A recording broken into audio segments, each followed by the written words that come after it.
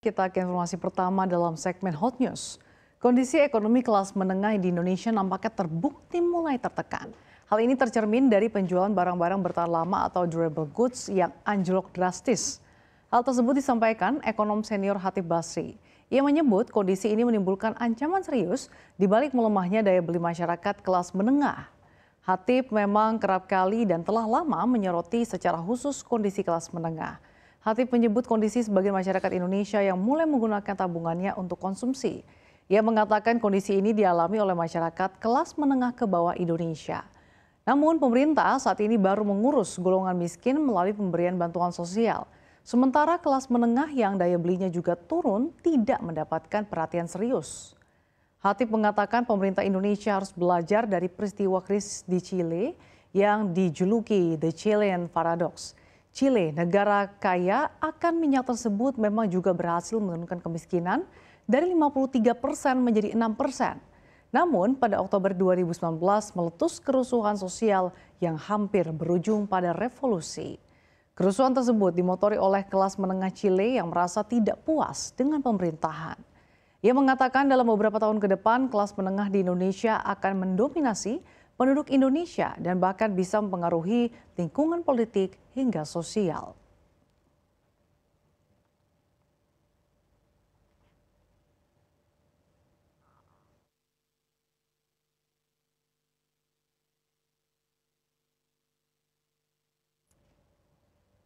Kita ke informasi terpopuler dari mancanegara.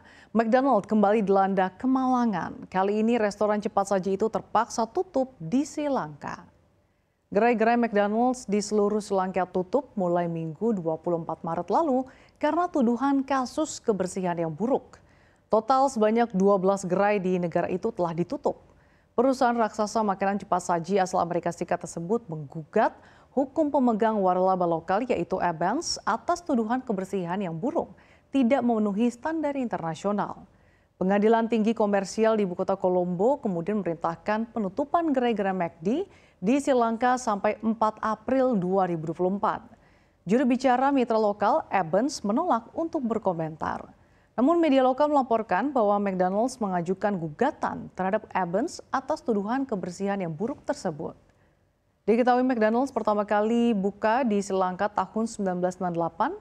Sri Lanka, sebuah pulau di Samudra Hindia yang berpenduduk 22 juta jiwa sedang dalam tahap pemulihan dari krisis keuangan besar-besaran.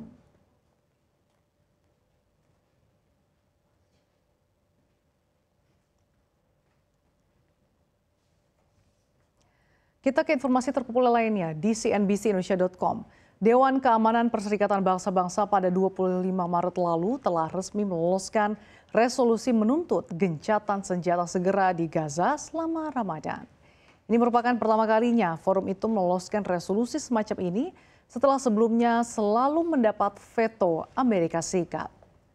Diketahui Washington abstain, sementara 14 anggota dewan lainnya semua mendukung resolusi gencatan senjata Dewan Keamanan yang diajukan oleh 10 anggota dewan terpilih yang menyuarakan rasa frustasi mereka terhadap kebuntuan lebih dari 5 bulan antara negara-negara besar. Meskipun Israel menolak keras kesepakatan ini, namun banyak pemimpin dunia menyambut baik resolusi ini. Di antaranya Palestina yang menilai adopsi resolusi tersebut adalah sebuah langkah ke arah yang benar untuk mengakhiri perang 5 bulan, untuk memungkinkan masuknya bantuan dan untuk memulai kembalinya para pengungsi. Sedangkan Duta Besar China untuk PBB Chang Chun menyebut langkah ini membukakan harapan baru bagi para warga Gaza yang saat ini nyawanya terancam. Sementara itu, Rusia juga turut menyambut baik. Duta Besar Rusia untuk PBB mengatakan Moskow berharap resolusi tersebut akan digunakan untuk kepentingan perdamaian.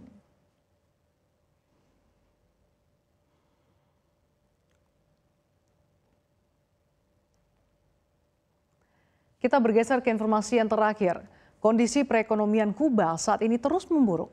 Situasi ini terjadi tatkala kekurangan makanan dan energi dialami warga negeri komunis Amerika Latin itu. Angka resmi menunjukkan rata-rata inflasi tahunan Kuba hampir 50% per tahun selama 3 tahun terakhir. Di sisi lain, negeri penghasil cerutu itu juga mengalami penurunan produk domestik bruto sebesar 2%. Baru-baru ini harga bensin naik 5 kali lipat dan PDB berada 10% di bawah nilai pada tahun 2019. Kondisi ini kontras dengan apa yang terjadi pada tahun 1960-an lalu di negara itu. Di era itu pemerintah mengeluarkan program Libreta yang diluncurkan pada 1963 di mana pemerintah memberi makan keluarga Kuba segala sesuatu mulai dari hamburger, ikan, susu, hingga coklat dan bir, hingga kue ulang tahun dan pernikahan. Namun pada tahun 1990 terjadi krisis di Kuba di mana bantuan Uni Soviet kepada negara itu lenyap seketika karena bubarnya patron komunis itu. Kondisi ini pun terus berlanjut hingga tahun-tahun berikutnya. Keadaan ekonomi yang terus tidak menentu ini kemudian membuat warga mulai bereksodus ke luar negeri.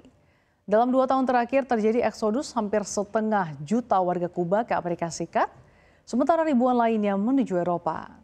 Pemerintah Kuba menyalahkan kerusakan ekonomi yang diakibatkan oleh COVID-19 serta sanksi Amerika Serikat dan perubahan makroekonomi dalam beberapa tahun terakhir yang telah menyebabkan inflasi yang parah.